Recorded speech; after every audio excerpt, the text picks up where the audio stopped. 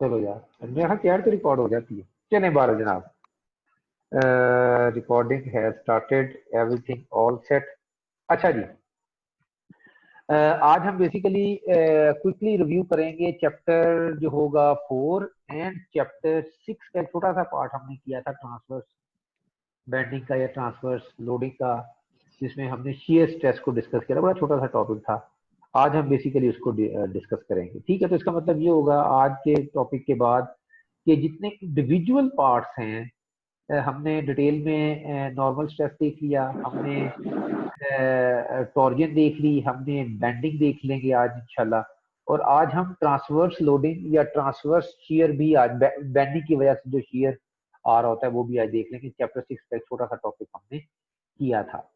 ठीक है, तो इसका मतलब है कि इंडिविजुअल स्ट्रेसेस जो होंगे और इंडिविजुअल स्ट्रेसेस की वजह से जो इंडिविजुअल स्ट्रेन आ रहे होंगे या डिफॉर्मेशन आ रही होंगी, चाहे वो सिग्मास हैं, चाहे वो टॉज हैं, चाहे वो एप्सिलॉन्स हैं, चाहे वो गैमाज हैं, ठीक है, या वो ट्विस्ट हैं या डेल्टाज हैं, फाइफी है या डेल्टा है, ठीक है, ये सारे के सारे आज हम जो है वो इंडिविजुअली खत्म कर देंगे।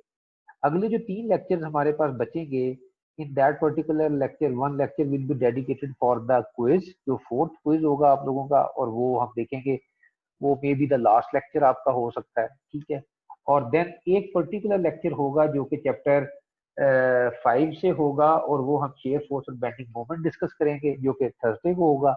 और नेक्स्ट ट्यूसडे का इंशाल्लाह अल्लाह ताला खैर वाफिक रखे जो लेक्चर होगा, that will B purely on the stress transformation, और मोहर सर्कल के ऊपर हम उसको रखेंगे। ठीक है, again my advice would be कि आप लोग कोशिश करें कि ये चैप्टर्स यहाँ पे आने से पहले गो थ्रू कर लिया करें। रीजन बिहाइंड इज कि जो इस सेशन का प्राइम ऑब्जेक्टिव है दैट इज रिवीजन। ठीक है, और रिवीजन का मतलब ये है कि हम सिर्फ उन पॉइंट्स को जाके डील करें जो कि आपके लिए प्रॉब्लमेटिक हैं। अगर प्रॉब्लमेटिक आप लोगों को नहीं पता होगा कि कहाँ पे मुझे प्रॉब्लम आ रही है, तो bye the end of the day you will be in trouble. ठीक है, तो बेहतर तो यही है, जिस तरह मैंने लास्ट टाइम कहा था कि बेंडिंग को देख लीजिएगा, हम सिर्फ बेंडिंग को टच करेंगे, लेकिन चूंकि आप बेंडिंग आपने नहीं की तो will probably go for the bending and the shear stress in this particular lecture। ठीक है जनाब, let's start and share the screen. और इसमें बेसिकली हमारे पास ये चैप्टर 4 है। ठीक है, और ये chapter 4 basically deal with the pure bending. ठीक है जी, प्योर बेंडिंग लास्ट टाइम हमने डिस्कस किया था टॉर्क को। ठीक है, और हमने कहा था कि movement about the particular along the axis, movement along the axis always cause the torque twisting, और उसमें आपके पास एक एंगुलर डिफॉर्मेशन आती है। ठीक है, और एंगुलर डिफॉर्मेशन को हम फी से डिनोट कर रहे होते हैं। ठीक है, और उसकी वजह जो स्ट्रेन आ रहा होता है उसको हम गैमा से डिनोट कर रहे होते हैं, और जो स्ट्रेस आ रहा होता है उसको हम बेसिकली टॉ से डिनोट कर रहे होते हैं। ठीक है, that was pure the chapter 3 जिसमें हमने टॉर्क डिस्कस किया था। ठीक है, आज हम बेसिकली डिस्कस करेंगे मोमेंट को। ठीक है, मोमेंट इज बेसिकली कपल। ठीक है, कपल क्या होता है? Equal and opposite force. ठीक है, बट लेकिन उनका सेंट्रल लाइन जो है वो कंसाइड नहीं कर रही होती। ठीक है, तो they always cause a force. ठीक है, ये बिल्कुल उसी तरह ही है जिस तरह स्टेयरिंग के दो एंड हैं, स्टेयरिंग के दो एंड पे आप कपल अप्लाई करते हैं, इक्वल एंड ऑपोजिट अप्लाई करते हैं। ठीक है, तो बेसिकली आपके पास बेंडिंग कॉज होती है। ठीक है, अच्छा, बेंडिंग है simple because of the moment. और जहां पे भी हम सेक्शन लेते हैं, कोई भी section we can go for the sectioning. For example जिस तरह ये आपके पास है, ठीक है, ये सिंपल स्टैटिक का इशू है कि आपके पास ये दो जो बाजू में वो बेसिकली आपके ये ऑपोजिट फोर्स अप्लाई कर रहे हैं, और ये जो दो फोर्सेज हैं बेसिकली आपके पास 80 पाउंड की इक्वलेंट फोर्सेज हैं। ठीक है, और आपके जो बाजू हैं, जो हाथ हैं, they are equally applying a particular force जो कि हमारे पास 80 पाउंड के इक्वलेंट है ऑन ईच एंड, और वो बेसिकली उसको एक इक्विलिब्रियम की कंडीशन के अंदर एग्जिस्ट कर रहे हैं। ठीक है, अब अगर हम सीडी सेक्शन लें, सीडी सेक्शन लेते हैं जो कि ये सेक्शन मेरे पास आ रहा है। ठीक है, तो ये बेसिकली फोर्स इसका लेके जाएगी, ये फोर्स इसका लेके जाएगी, तो we will have equal and opposite forces जो कि मेरे पास मोमेंट कॉज करेंगे। और मोमेंट जो है बेसिकली हमें पता है कि ऑलवेज कॉजेज दी बेंडिंग। ठीक है, और मोमेंट ऑब्वियसली क्योंकि डिस्टेंस 12 का है, 80 है, 80 into 12 will be 960 pound, and 80 into 12 this 80 and 12 will be 960, and this 80 and 12 will be 960। तो ये इक्वल एंड ऑपोजिट बेसिकली हमारे पास मोमेंट आ रहे होंगे, जो कि एक form of the opposite couples हैं, जो कि बेंडिंग को कॉज करते हैं। ठीक है, ये हमने अगेन चैप्टर 1-2 के अंदर भी डिस्कस किया था। ठीक है, कि एक्सेंट्रिक लोडिंग क्या होती है, whenever you are not against the centre line, तो आपके पास जो भी लोडिंग आ रही होती है वो एक्सेंट्रिक लोडिंग होती है। ठीक है, और एक्सेंट्रिक लोडिंग के केस में भी अब ऑलरेडी डिस्कस किया, अगर हमने ये सेक्शन लेना है, इसके ऊपर सेक्शन लेना है, तो ये इक्वल एंड ऑपोजिट 150 पाउंड की अगर फोर्स लग रही है, तो अगर मैं इस सेक्शन को लेके ये ड्रॉ करता हूँ यहाँ पे सीसी सेक्शन को, तो एक पी की इक्वल एंड ऑपोजिट फोर्स ये आ रही है जो कि 150 है, और एक पर्टिकुलर मोमेंट आएगा क्योंकि 15 की जो ये जो 150 पाउंड की फोर्स है that is acting at a distance of the 5 inches. तो 750 पाउंड इंच का आपके पास ये मोमेंट भी इसके ऊपर आ रहा होगा। ठीक है ना। अच्छा, क्योंकि ये बेसिकली ये यूं लेके जाएगी, मोमेंट अप्लाई हो रहा होगा, तो ये बेसिकली यहाँ पे जो मोमेंट आ रहा होगा वो इसके इक्वल एंड ऑपोजिट डायरेक्शन के अंदर आ रहा होगा। ठीक है, एक तो ये हमारे पास एक्सेंट्रिक लोडिंग का केस है। फिर हमारे पास ट्रांसवर्स लोडिंग का केस भी होता है। Transverse loading is the loading which is perpendicular to the longitudinal axis, this is my longitudinal axis, और उसके जो परपेंडिकुलर फोर्स आ रही होती है वो ट्रांसवर्स लोडिंग होती है। ठीक है, ट्रांसवर्स लोडिंग जब भी होती है तो आपके पास अगेन एक मोमेंट आता है जो कि P इंटू एक्स डिस्टेंस पे होगा, एक्स व्हाटसोएवर डिस्टेंस दैट है, और इस P के इक्वल एंड ऑपोजिट एक फोर्स आ रही होती है जो कि यहाँ पे आ रही होती है। ठीक है, ये बेसिकली इसके ये P के opposite and equal force P dash है, और ये क्योंकि अलोंग द प्लेन है, बेसिकली ये अलोंग द प्लेन है, तो ये हमारे पास shear कॉज करती है। इसको हम चैप्टर 6 के अंदर shear फोर्स V के नाम से डिनोट करते हैं, जो आज ही हम डिस्कस करेंगे। ठीक है, अगर हम इसको फॉर टाइम भी इग्नोर कर देते हैं, तो ये P जो है ये बेसिकली एक पर्टिकुलर मोमेंट कॉज करता है, और वो मोमेंट वो अगेन वी नो कि मोमेंट हमारे पास जो है वो बेंडिंग को कॉज कर रहा होता है। ठीक है ना, ये सारी चीजें हमने डिस्कस कर ली थी। हम आते हैं टू दी पॉइंट एक पर्टिकुलर उसके ऊपर। ठीक है, ये वो अगेन कि अगर हमारे पास प्योर बेंडिंग का केस है, if we are dealing with the pure bending, तो we will be ignoring this P dash, जो कि shear फोर्स है, जो कि V है, जो कि अल्टीमेटली टॉर्क को कॉज करेगी। चैप्टर 6 के अंदर आज ही हम देखेंगे। ठीक है, अगर प्योर बेंडिंग का केस है तो we will take only this moment, और ये मोमेंट हमें पता है बेंडिंग कॉज करता है। और अगर नॉन यूनिफॉर्म बेंडिंग है, ट्रांसवर्स बेंडिंग जिसको हम बोलते हैं, चैप्टर 6 का टॉपिक है, उसमें फिर आप मोमेंट को भी लेते हो और आप shear फोर्स को भी लेते हो। shear फोर्स लैदा से कैलकुलेट होती है, जो कि टॉ आ रही होती है BQ/IT, आज ही हम देखेंगे। ठीक है, और सिग्मा तो हमारे पास फिर नॉर्मल आ रहा होता है बेंडिंग के केस में, अभी हम देखेंगे that will B MC/I minus के साथ या प्लस के साथ, दैट डिपेंड्स अपॉन। ठीक है ना, तो इसमें हमने देखा था बेसिकली कि we have the neutral axis. ठीक है, न्यूट्रल एक्सिस कौन सा एक्सिस होता है? न्यूट्रल एक्सिस द एक्सिस जिसपे फोर्सेस जीरो होती हैं, रिजल्टिंगली स्ट्रेसेस भी जीरो होते हैं। ठीक है, और इस पर्टिकुलर केस में जो सेंट्रॉइड होता है that is defined the neutral axis, और सेंट्रॉइडल के अगेंस्ट आप बेसिकली डिस्ट्रीब्यूट करते हो फोर्सेस को, और उसी तरह पे जिस तरह फोर्सेस डिस्ट्रीब्यूट हो रही होती हैं along the neutral axis and the centroid, उसी तरह आपके फिर स्ट्रेसेस भी अकॉर्डिंगली डिस्ट्रीब्यूट हो रहे होते हैं। ठीक है, ये सारी चीजें हमने कोई डिटेल में डिस्कस कर ली थी। सेंट्रॉइड, ठीक है, this is the expression for the centroid. ये दो चीजें आपको बड़ी अच्छे तरीके से आनी चाहिए कि how to calculate the centroid. ठीक है, सेंट्रॉइड अगर यूनिफॉर्म शेप होगी, for example this is a very uniform shape. ठीक है, ये आपके पास एक सेक्शन है, ये आपके पास दूसरा सेक्शन है, ये आपके पास तीसरा सेक्शन है, तो this is a uniform shape. अगर मैं इसको यहाँ से सेंटर करता हूँ तो ये मिरर इमेज बनता है एक दूसरे का, तो this is a uniform shape. और इस शेप का जो सेंट्रॉइड होगा वो नेचुरली इसके सेंटर के अंदर एग्जिस्ट करेगा। आपके पास सर्कल है, आपके पास स्क्वायर है, आपके पास रेक्टेंगल है, ठीक है, आपके पास ट्राइंगल है। ठीक है, दीज आर ऑल जो कि not sorry triangle not the triangle. ठीक है, ये आपके पास सिमेट्रिक शेप्स हैं। सिमेट्रिक शेप का सेंट्रॉइड हमेशा सेंटर के अंदर एग्जिस्ट कर रहा होता है, और वो हम उसको इजीली कैलकुलेट कर सकते हैं। प्रॉब्लम उस वक्त आती है जिस जब अदर देन सिमेट्रिक शेप आप उसका सेंट्रॉइड कैलकुलेट करने की कोशिश करते हैं। आज हम एक एग्जांपल में ये चीज देखेंगे। ठीक है, तो हाउ यू कैलकुलेट द आप फॉर एग्जांपल इस पर्टिकुलर केस को मैं अगर बात करूं तो मेरे पास तीन शेप्स हैं।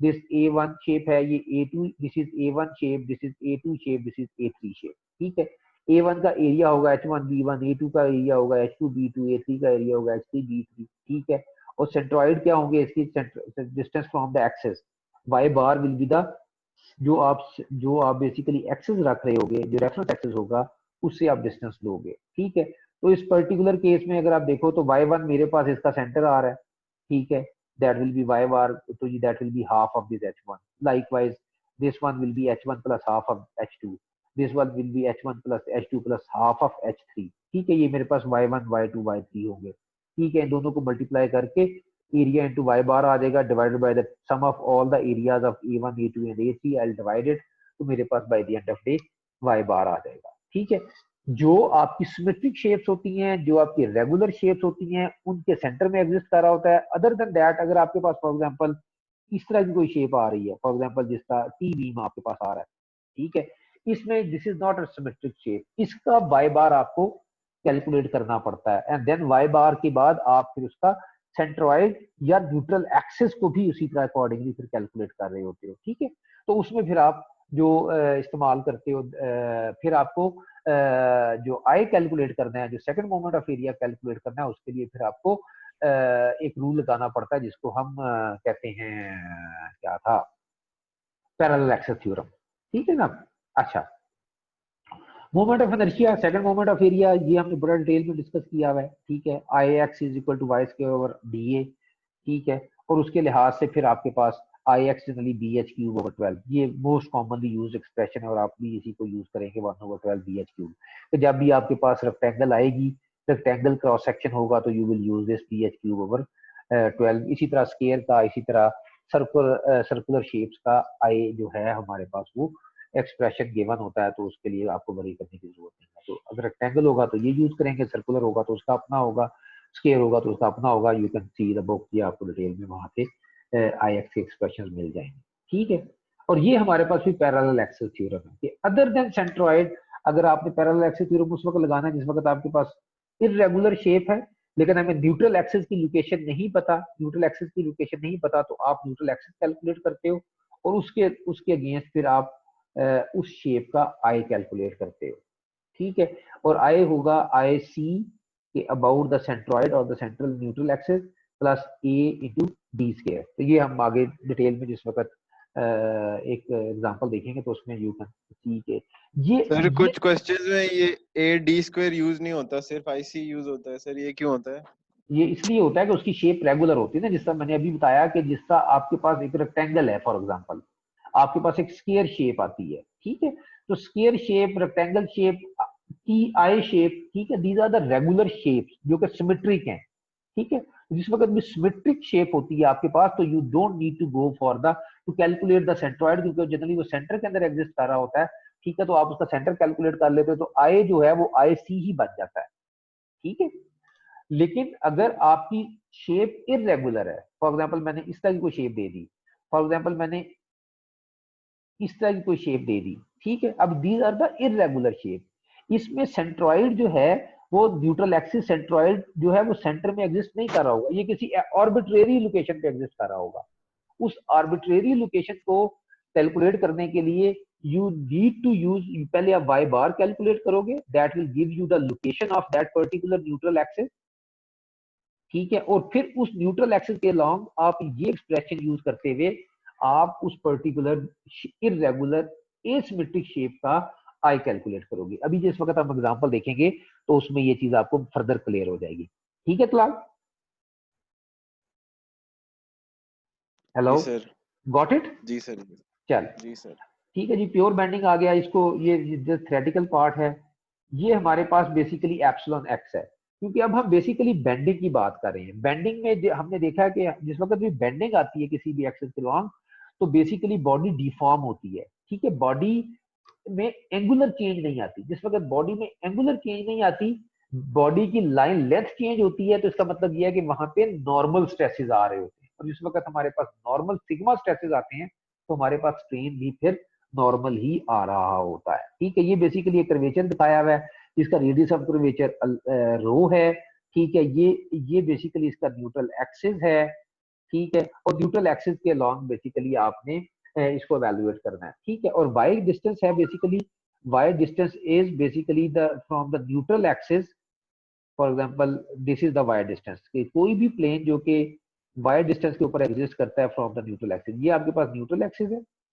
ये आपके पास एरो न्यूट्रल एक्सिस का एरो दिखा रहा है, और ये आपके पास जो इस ए और ई के दरमियान में जो डिस्टेंस है that is Y distance, positive Y distance. ठीक है, जो जो आप इस डायरेक्शन में चलते चले जाएंगे तो एंड पे जब आप इस आउटर मोस्ट पेरिफेरी पे पहुंचेंगे तो इट विल बिकम सी, तो rho becomes c, c is the maximum जो डिस्टेंस होगा from the neutral axis that will be c, other than that again it will be rho. So epsilon x will be minus y over rho, means this is the rho is the distance from the neutral axis of that particular plane, जिसमें ये dash line जो है वो basically plane को show कर रही है, ठीक है, एल जे के जो है, ठीक है, और रो जो है वो उसका रेडियस ऑफ कर्वेचर है फॉर दैट पर्टिकुलर बॉडी जो आप कर रहे हैं। जो जो रो कम होता चला जाएगा, अब यहां से अगर मैं देखूं रो मैं ज्यादा फोर्स लगा रहा हूं, जो जो ये मजीद सुकड़ता चला जाएगा, ठीक है, कर्वेचर जो है वो कम होता चला जाएगा, तो जो जो कम होता चला जाएगा आपका एप्सिलॉन एक्स उसी तरह बढ़ता चला जाएगा, क्योंकि इनवर्स का रिलेशनशिप एग्जिस्ट करता है।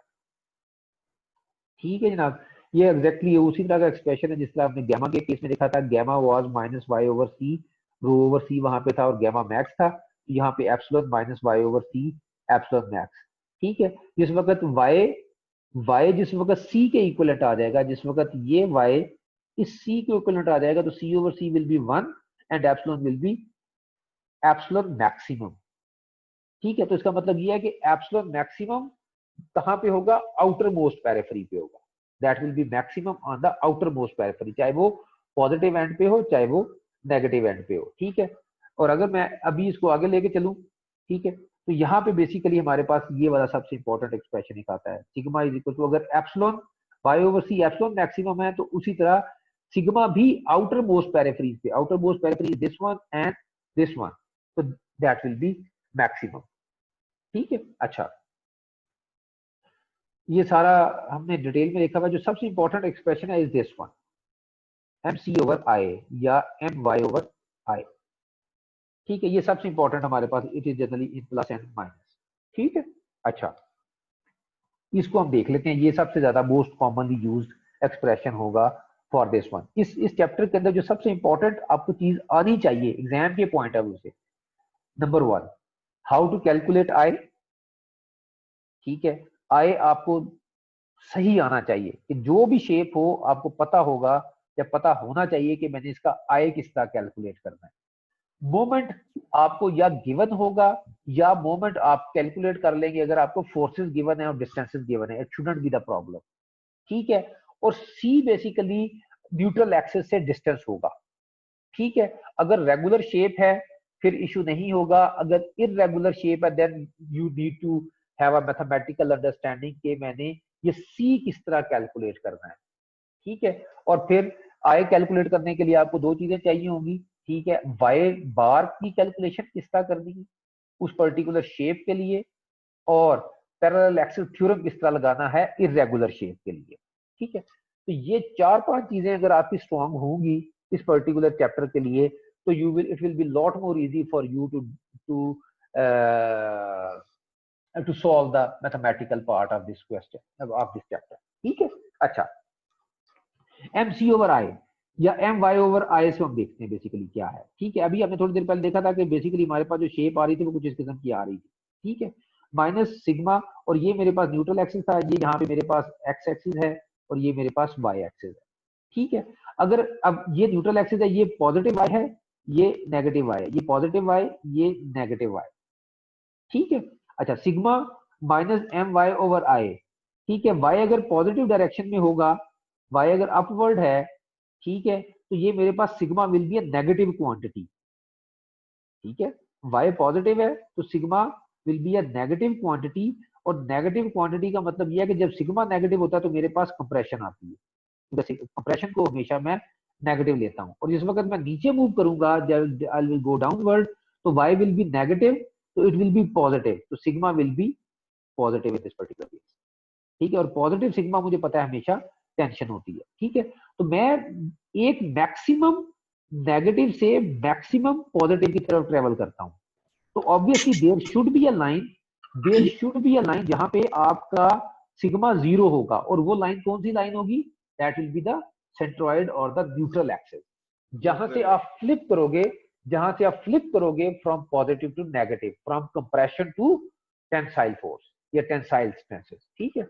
और अगर मैं इसको लीनियरली ड्रॉ करूं, ये मेरे पास न्यूट्रल सर्फेस है, ठीक है, और ये मेरे पास कंप्रेसिव स्ट्रेसेस हैं, और ये मेरे पास थोड़ा सा शॉर्ट रहेगा वहां पे ग्रेडेड, बट यहाँ पे जो नियो का ग्रेड था वो यहाँ पे डैमेज होता है अक्षर को, बट जो रीलोड पे जाते हुए अपनी के बट ओ भाई न्यूट्रल सारों को वो कर दो, न्यूट्रल कह रहा हूँ, सारों म्यूट कर दो अपने आप को यार, ये पता नहीं किस किस किस की बातें आने की जाती है। ठीक है जनाब, अब ये देखो, ये बेसिकली देखो दिस इज द कपल जिसकी बार बार बात करती हैं। देखो ये फोर्सेस बेसिकली इस पे एक्ट कर रही हैं, ये फोर्सेस बेसिकली इसके इस पे एक्ट कर रही हैं। इसी डिस्टेंस के ऊपर जो फोर्सेस होंगी वो इक्वल एंड ऑपोजिट होंगी, एग्जैक्टली इक्वल एंड ऑपोजिट होंगी। और exactly equal and opposite basically आपके पास इस तरह का एक फोर्सेस के एक्सप्रेशन आ रहा होगा। ये आउटवर्ड फोर्सेस हैं, ये आपके पास आउटवर्ड फोर्सेस हैं, ये आपके पास इनवर्ड फोर्सेस हैं। They are equal in magnitude, opposite in direction. तो ये किसकी डेफिनेशन है? कपल की डेफिनेशन है, ठीक है। और ये बेसिकली आप देख लेंगे ए की डायरेक्शन के अंदर बेसिकली, तो मैं जब यहाँ पे इसको कर रहा हूँ तो ये बेसिकली इस तरह का एक्सप्रेशन आपके पास आ रहा होगा, ठीक है। और इसके रिएक्शन के तौर पे मेरे पास ये चीज इस तरह आ रही होगी, ठीक है। और ये बेसिकली मेरे पास ये चीज बन रही होगी जो यहाँ पे मैं आपको ये यहाँ पे डिपिक्ट हो रही है। तो inner surfaces will be compressive और आउटर सर्फेसेज विल बी जो आपके पास है, outer surfaces will be in the tensile force। ठीक है जनाब, यहां तक कोई कंफ्यूजन तो नहीं है?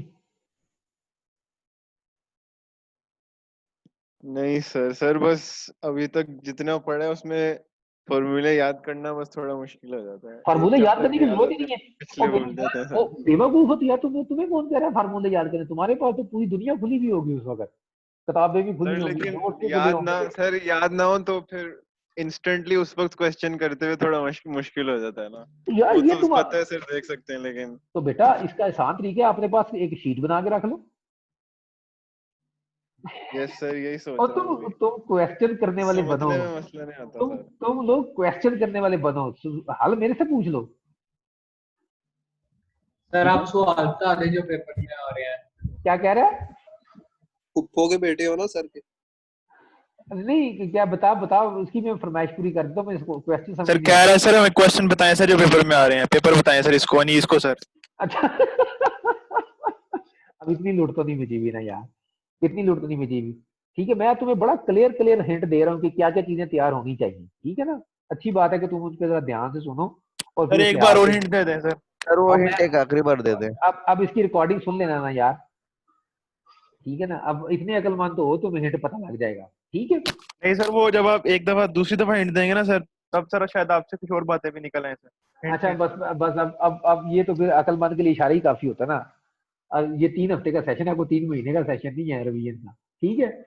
अच्छा जनाब, ये बेसिकली बीम सेक्शन प्रॉपर्टीज है, ठीक है। ये भी आप देख लीजिएगा जरा। सेक्शन मॉड्यूलस बेसिकली यहाँ पे डिफाइन होता है आई ओवर सी।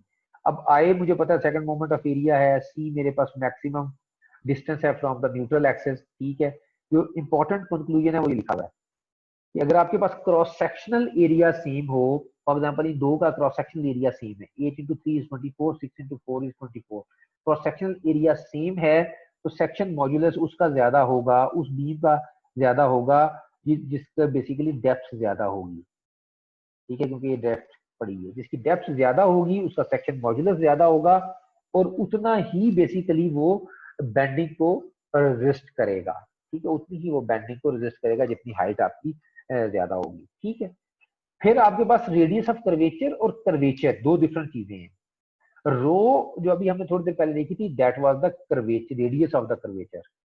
और जिस वक्त आप उसको 1 over रो लेंगे तो फिर आपके पास जो एक्सप्रेशन आएगा that will be the curvature. आपको बाद क्वेश्चन में कर्वेचर कैलकुलेट करने के लिए भी कहा जा सकता है, ठीक है। तो ये आपके पास एक्सप्रेशन है टू कैलकुलेट द कर्वेचर, ठीक है, not the radius of curvature.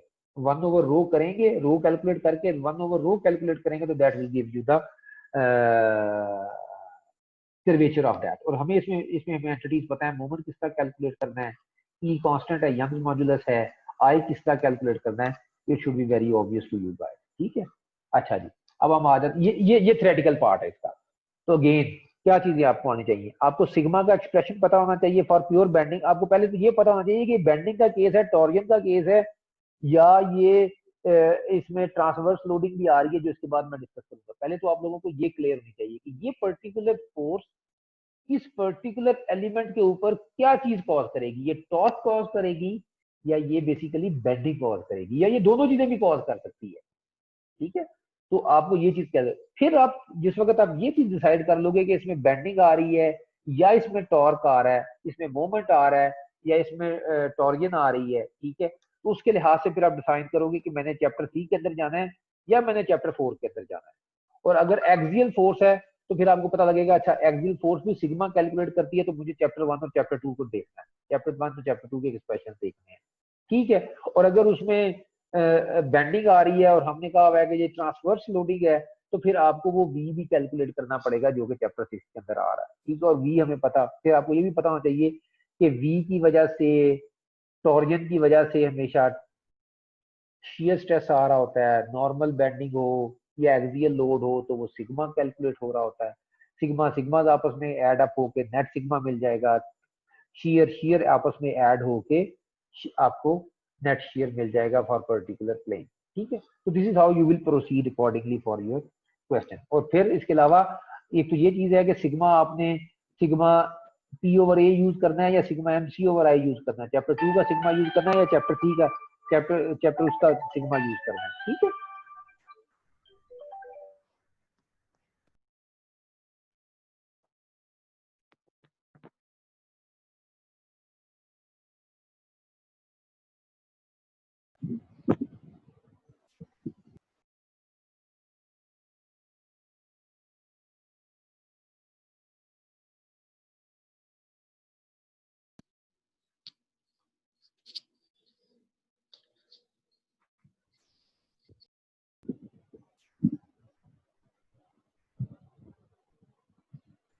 अच्छा जनाब, सॉरी। ठीक है जनाब, तो ये तो सिंपल, अभी 10 मिनट्स हैं हमारे पास। ठीक है, इसके बाद क्लास है सर आपको?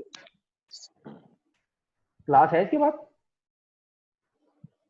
यस सर, आईएमएस की है शायद। सर IMS क्लास है, आईएमएस की है। आईएमएस की है, चलो ठीक है। फिर सर देखते हैं इस चैप्टर में वो कंपोजिट मटेरियल और रीइंफोर्स्ड बीम्स वाला टॉपिक नहीं है इंक्लूडेड? नहीं नहीं, ऐसा कोई चीज नहीं। कंपोजिट मटेरियल या रीइंफोर्स्ड बीम वाला टॉपिक इसमें शामिल नहीं है। ठीक, इसमें जितना बस करवा रहे हैं उतना ही आप करना है। ठीक है, ये सिंपल क्वेश्चन है, अगर आप देखो इसको तो ठीक है। ये आपके पास आए है जो कि क्योंकि रेक्टेंगल क्रॉस सेक्शन है 1/12 BH क्यूब से आप आई कैलकुलेट कर लोगे, MC ओवर आई से आप सिग्मा मैक्स की वैल्यू सर आप कैलकुलेट करके। सिग्मा का क्या बता रहे थे? चैप्टर 2 का अलग है और चैप्टर 4 का वो बता दें। वो यार बता रहा था कि यार वो एक्सियल लोडिंग की वजह से सिग्मा आता है, ये मूवमेंट की वजह से सिग्मा आता है। तो you will have to decide के फोर्स एक्सियल लग रही है या ट्रांसवर्स लोडिंग आ रही है। कि बेसिकली आपकी नी ट्रांसवर्स लोडिंग का मतलब ये है कि फॉर एग्जांपल इसका ये चीज है, ठीक है, एक्सियल फोर्स तो ये है ना, ये मेरी जान, ये एक्सियल लोड है, एक्सियल अलोंग द एक्सिस। ठीक है, ये मेरे पास ट्रांसवर्स लोड है। ठीक है, अगर फोर्स इस तरह आ रही है तो वो बेंडिंग कॉज करेगी, अगर फोर्स इस तरह आ रही है एक्सियल फोर्स है तो ये चैप्टर 2 का केस है, ये चैप्टर 4 का केस है। ठीक है, अगर दोनों आ रहे हैं, अगर बदकिस्मती से दोनों आ रहे हैं तो दोनों लहदा कैलकुलेट करके सिग्मा ऐड हो जाएंगे। ठीक है सर ये ना? आपने हिंट दे दिया ना। हाँ मैंने हिंट दे दिया ये, बिल्कुल ठीक है। कि अगर सिग्मा दोनों आ रहे हैं तो फिर सिग्मा दोनों के ऐड हो जाएंगे। इसकी वजह से जो सिग्मा आ रहा है, क्योंकि ये इसकी वजह से MC ओवर आई आ जाएगा, इसकी वजह से P ओवर A आ जाएगा, दोनों सिग्मास आप ऐड कर देंगे तो that will be your net sigma. ठीक है, अगर मैं यहाँ पे T लगा देता हूँ, टॉरियन लगा देता हूँ, फिर क्या होगा? फिर इसमें टॉर्क भी आ रहा है, टॉरियन भी आ रही है, फिर चैप्टर 3 आ जाएगा। वहां से आप क्या कैलकुलेट करोगे? काफी है सर। तो कैलकुलेट करोगे। हिंट दे रहा हूँ, ले लो हिंट, मैं बता रहा हूँ तुम्हें। ठीक है, और इस सर आपको ये ही क्वेश्चन, क्या आपने कोई एक क्वेश्चन है उसमें पूरी बुक के चैप्टर डाल देने और सर वो हम वही सॉल्व कर दे हाँ, तो बस फिर तूने किधर सॉल्व करते रहना यार, आसान सा पेपर होगा तुम्हारा, मौज करना। ठीक है, open book, open notes, open discussion, open question, सारा कुछ नेट ओपन, जिंदाबाद। सर कुछ ज्यादा ही ओपन हो गया है। ये तो है, मतलब देखो ज्यादा ही ओपन हो गया, लेकिन चलें एनीवेज, ठीक है। ये एग्जांपल देख लीजिएगा, मैं जो फोकस करना चाह रहा हूँ ना बेसिकली, वो मैं बेसिकली ये सिंपल क्वेश्चन है। शेप सिमेट्रिक है तो आई कैलकुलेट करना कोई मसला नहीं, ठीक है। सिमेट्रिक शेप है तो सिंपल आप आई कैलकुलेट करेंगे। दो शेप्स हैं, for example this is the outer periphery, और उसमें से आप इसका आई निकाल देंगे। एक आई आपके पास फॉर एग्जांपल, ये समझ आ रही है ना जो हुआ है बेसिकली, कि अगर आप इस पूरी शेप में से अगर इसको निकाल देंगे, I of this whole shape minus I of this will be I, yes sir. ठीक है। ये तो क्योंकि रेगुलर शेप है और उसका इसका जो आई होगा वो बेसिकली आपका सेंट्रोइड के ऊपर ही एग्जिस्ट कर रहा होगा, और उसका सेंटर जो होगा न्यूट्रल एक्सिस जो है वो बेसिकली आपका exactly centre of the shape है, क्योंकि सिमेट्रिक शेप है, ठीक है। आगे हम एक देखेंगे टी शेप, उसमें जरा डिफरेंट होगा, ठीक है। बाकी इसमें उसने बेसिकली आपको कहा है कि रेडियस ऑफ कर्वेचर निकालो। रेडियस ऑफ कर्वेचर के लिए 1/रो का एक्सप्रेशन अभी हमने देखा है चेस्ट मॉड्यूलस के अंदर, कर्वेचर के अंदर, वहां से आप 1/रो निकाल के रो का इनवर्स लोगे तो that will give you the radius of curvature of that particular one. Rest are quite simple, इसमें मेरा नहीं ख्याल कि कोई ज्यादा इशू वाली बात है। ये जो क्वेश्चन है इसके अंदर basically now you have irregular shape. जो फिलहाल क्वेश्चन पूछ रहा था कि जी वो हम किस वक्त कैलकुलेट करेंगे, ठीक है जी, पैरेलल एक्सिस थ्योरम किस वक्त लगाएंगे, और आई जो है वो जो न्यूट्रल एक्सिस है वो डिविएट कर जाता है, that does not exist in the exactly centre of the shape, उस वक्त फिर ये आप इस तरह की चीज निकालेंगे। इसमें बेसिकली आप पहले वाई बार निकालेंगे, वाई बार हमने पहले भी देखा हुआ है, और फिर उसके बाद आप पैरेलल एक्सिस थ्योरम निकाल के आप बेसिकली उसका सेंट्रोइड निकालेंगे। फिर हर चीज जो होगी वो सेंट्रोइड के रेफरेंस से कैलकुलेट होगी, ठीक है। इस पर्टिकुलर केस के अंदर सेंट्रोइड एग्जिस्ट करता है 38 मिलीमीटर के ऊपर। Area of first shape, this is one shape, this is second shape, तो एरिया और उनके अपने सेंटर, क्योंकि ये यहां तक देखो ये रेगुलर शेप है, ये यहां तक रेगुलर शेप है। जब मैं इन दोनों शेप्स को इंडिविजुअल देखूंगा तो इनका सेंट्रोइड इनके सेंटर के अंदर एग्जिस्ट कर रहा होगा, लेकिन जिस वक्त मैं पूरी शेप की शेप को लूंगा तो उसका सेंट्रोइड डिफरेंट जगहों पे एग्जिस्ट कर रहा होगा, और उसका सेंट्रोइड बेसिकली जिस वक्त मैंने एरिया दोनों शेप्स का लिया, उनके अपने अपने सेंट्रोइड लिए, उनको कैलकुलेट करके ये पूरा एक्सप्रेशन लगाया, तो मेरे पास जो पूरी शेप का सेंट्रोइड है now it is deviated from the centre line, centre of the shape. अब ये 38 के ऊपर एग्जिस्ट करता है। अब ये मेरे पास वाई बार जो है ये मेरे पास 38 आ रहा है।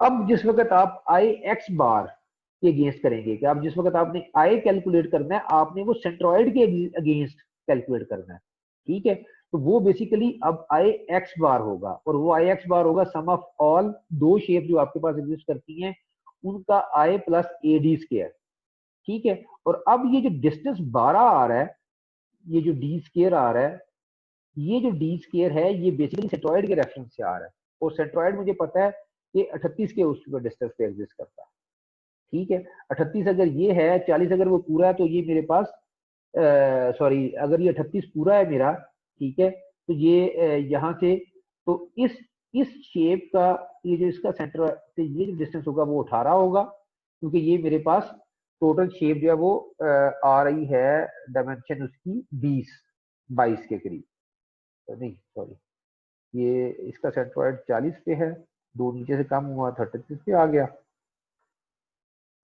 ठीक है। तो ये मेरे पास 18 का ये डिस्टेंस आ जाएगा, 18 डिस्टेंस।